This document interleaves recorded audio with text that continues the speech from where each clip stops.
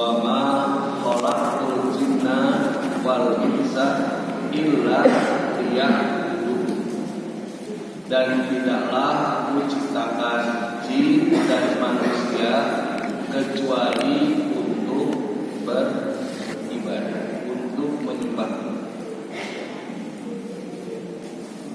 Sehingga kemanusiaan kita itu sangat ditentukan dengan kualitas ibadah. Hal ini tentu didasarkan pada ayat tadi.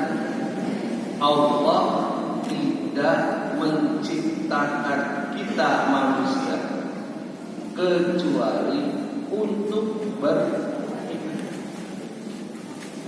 Kalau kita tidak beribadah, berarti Allah tidak akan melihat kita sebagai manusia. Tetapi kalau kita beribadah, ya itulah sejatinya kemanusiaan, kehambaan kita di hadapan Allah Subhanahu wa ta'ala.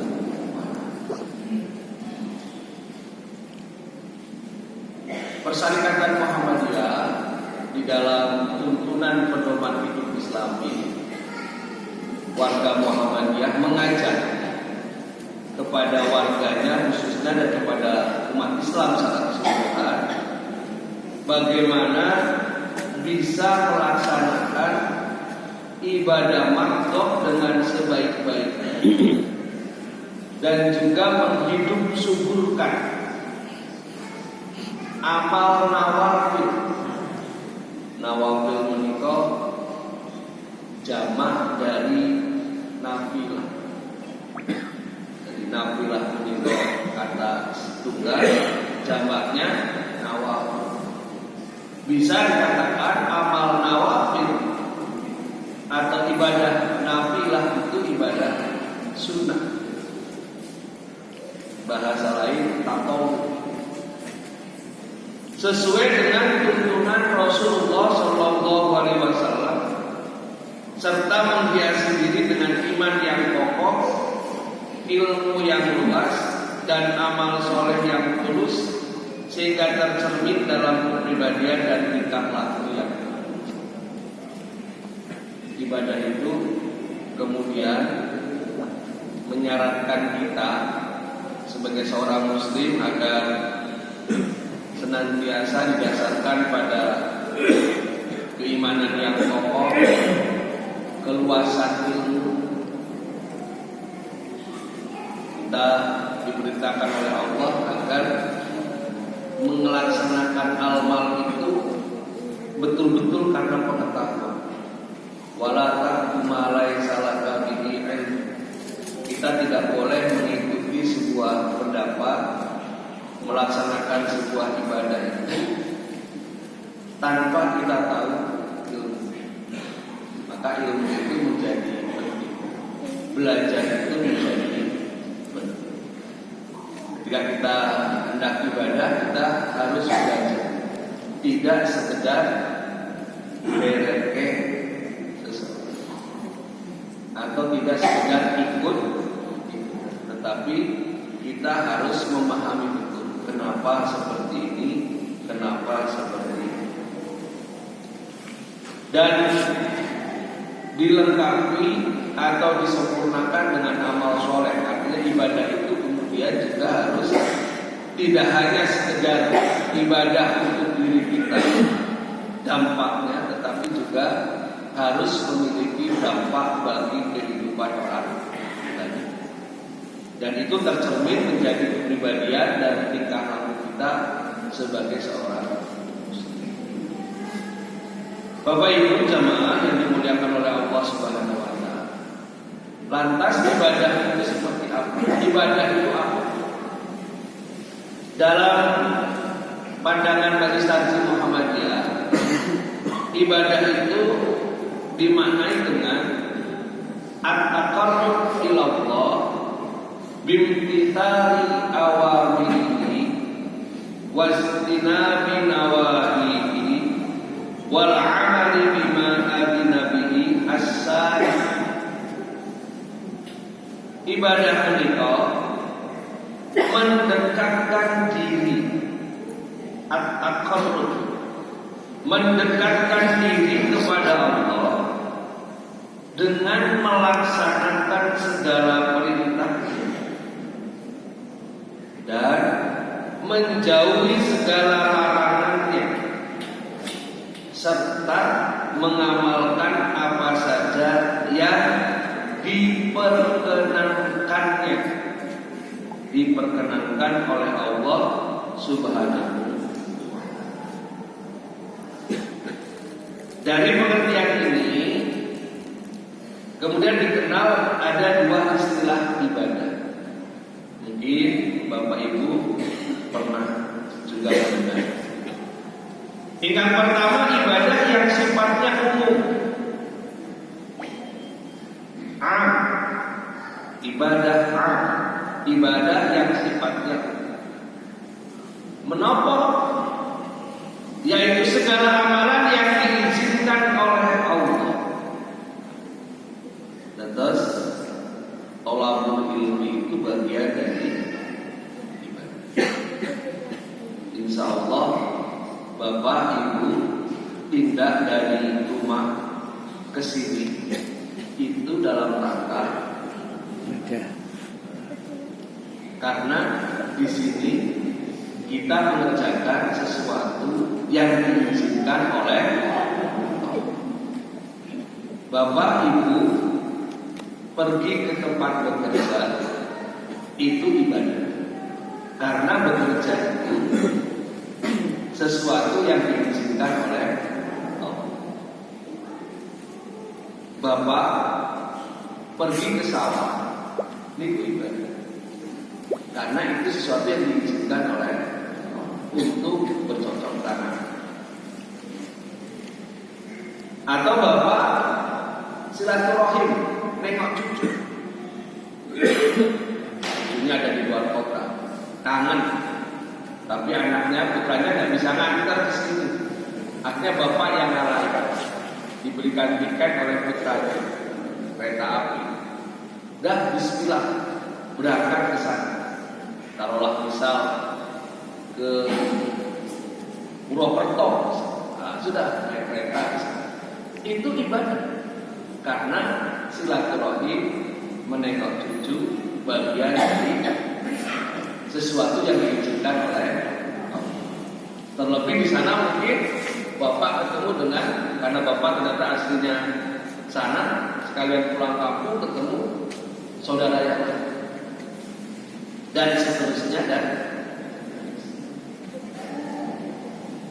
kita mengerjakan perbuatan atau kita mengerjakan pekerjaan rumah tangga, Bapak bantu cuci piring, itu ibadah. Ibu menyiapkan makanan, itu ibadah.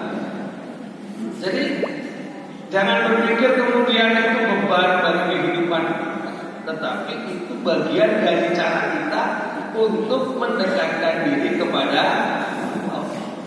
Karena apa? Itu yang diizinkan oleh Allah.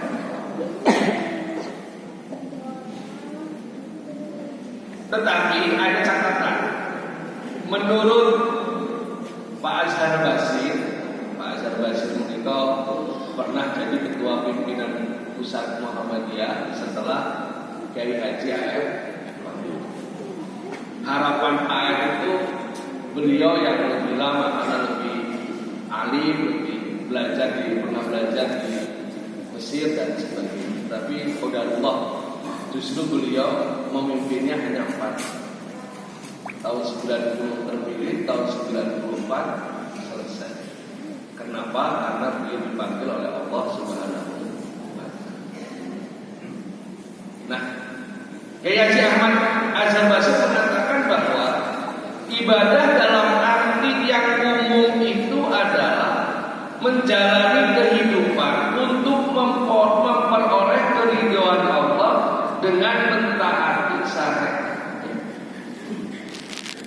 Jadi apa yang kita lakukan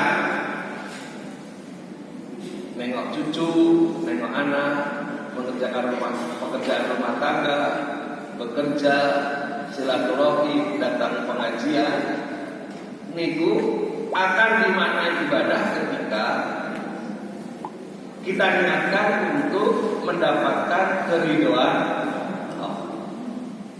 Dan yang kedua, dilaksanakan sesuai dengan syariat Allah.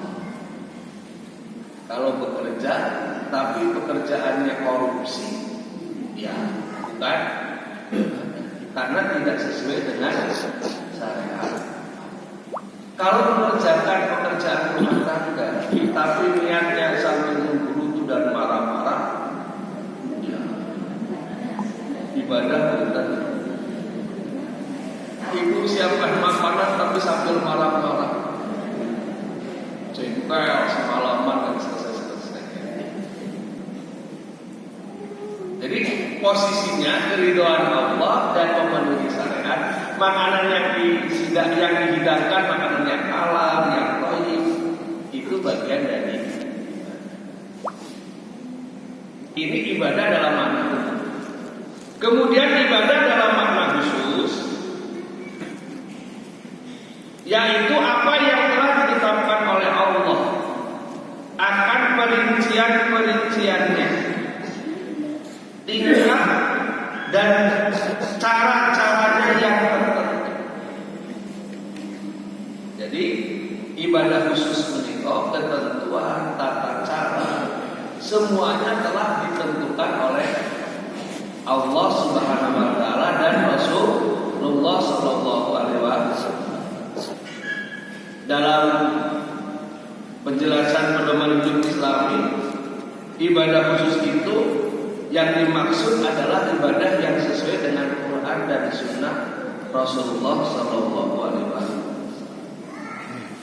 Dengan demikian, ibadah khusus itu tata caranya sudah ditetapkan. Saya kasih ilustrasi. Kita datang ke tempat ini, menopo sampun diterangkan tata caranya oleh Allah dan Rasulullah. Kan tidak. Ibu mau pindah kagem motor saged, kagem sepeda saged, jalan kaki bisa, bonceng tonggone ya bisa. Ini betul.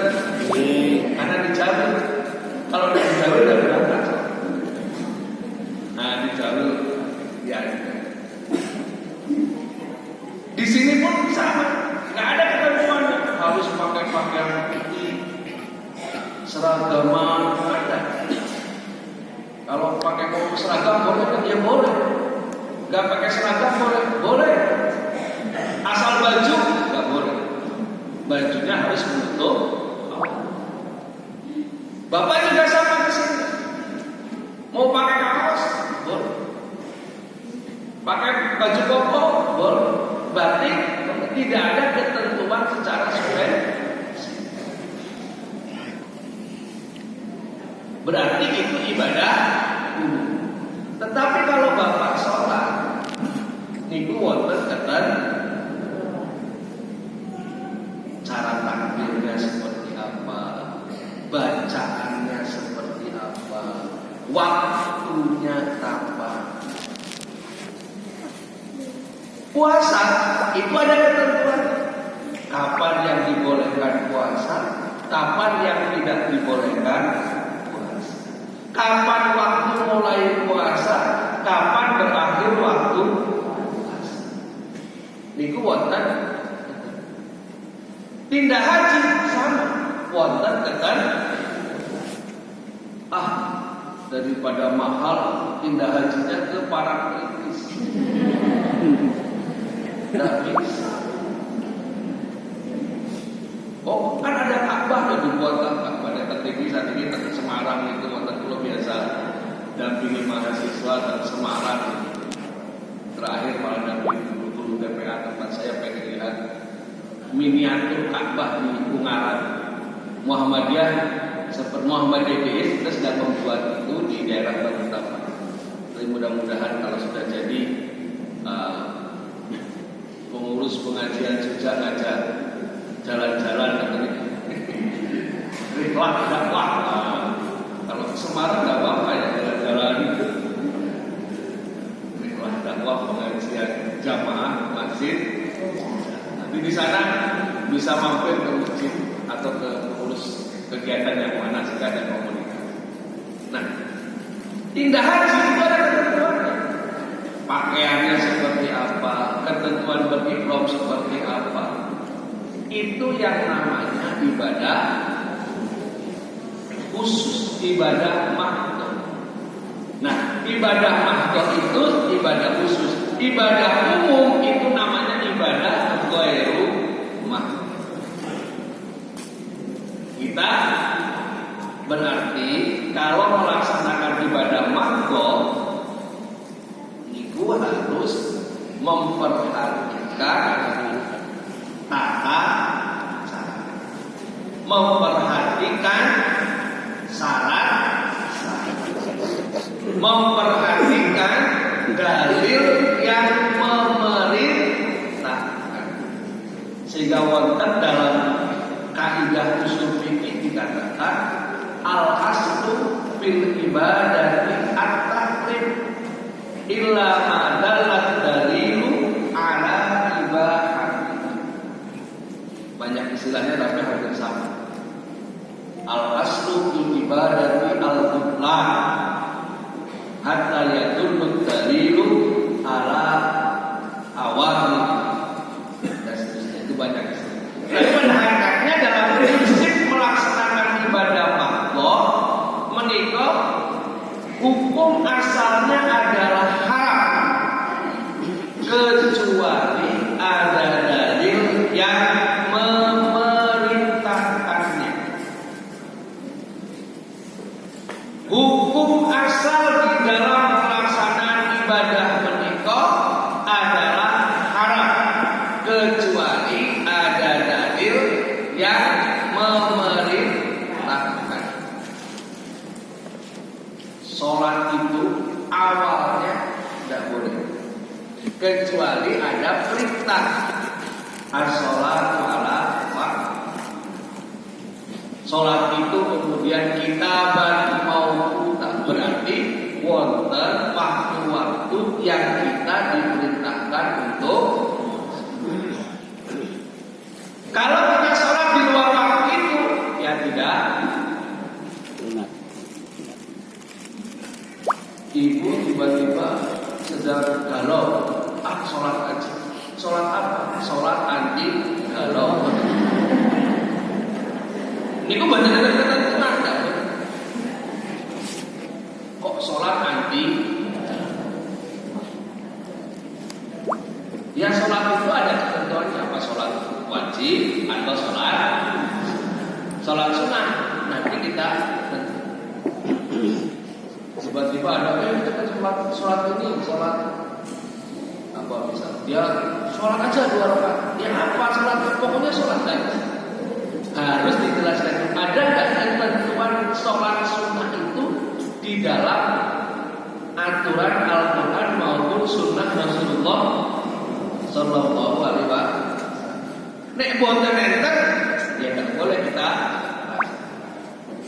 Jadi kalau tiba-tiba ada orang yang ngajak ibu mengerjakan ibadah dalam arti khusus menikah ibadah mahdoh, tidak apa-apa ibu nanyakan ada perintahnya nggak tahu.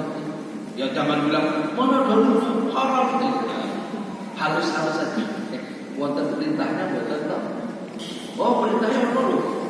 Jangan ustaz orang sebab Quran apa hadisnya tentang. Oh ini loh. Oh itu loh. Nah ini jadi bisa cross check. Udah ada hadisnya. Kalau kita tidak paham bisa pegang dulu hadis. Besok ketika pengajian tanya ustaz kalau hadis seperti ini benar apa sahih apa? Oh iya ini Pak boleh berarti kita boleh melarang. Oh enggak ini hadisnya memang doi tidak bisa dilaksanakan, jadi tidak usah dilarang. Berbeda dengan ibadah umum. Kalau ibadah umum boleh kecuali ada dalil yang mengharamkan. Dahar kita, bapak ibu dahar boleh. Tetapi tidak boleh yang sesuatu diharamkan oleh Allah Subhanahu. Dahar apa saja boleh Pak, kecuali yang diharamkan. Niku bab mu'ah.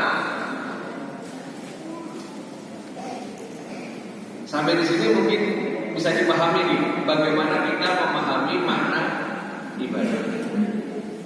Karena ini menjadi sesuatu yang sangat mendasar yang harus kita pahami supaya ketika kita melaksanakan ibadah tadi, kita tidak sekedar ikut, ada kesadaran yang kita bangun berdasar ilmu yang kita. Bapak Ibu yang dirahmati oleh Allah Subhanahu wa taala, di dalam kita melaksanakan ibadah makto, menika wonten beberapa prinsip yang harus kita perhatikan. Di dalam kita melaksanakan ibadah makto, ibadah yang khusus, yang ketentuannya sudah ditentukan oleh Allah Subhanahu wa taala dan Rasulullah, itu kita harus memperhatikan beberapa aspek prinsip penting. Yang pertama, beribadah menika hanya untuk Allah. Wa'budullaha wa la tusyriku bihi syai'an. Iyyaka na'budu wa iyyaka nasta'in. Jadi beribadah itu hanya kepada Allah. Tidak boleh kita beribadah untuk yang sholat hanya kepada Allah. Puasa hanya untuk Allah. Haji bekal untuk nyalek boten. Biar pakai di fotonya tulis baliho. Gelar, nopo haji, nopo lan calon anggota boten. Haji untuk Allah, hanya karena Allah. Ini kata dasar yang harus kita pegang. Iyyaka na'budu wa iyyaka nasta'in. Hanya kepada Allah kami menyembah dan hanya kepada Allah kami mohon pertolongan. Ini prinsip yang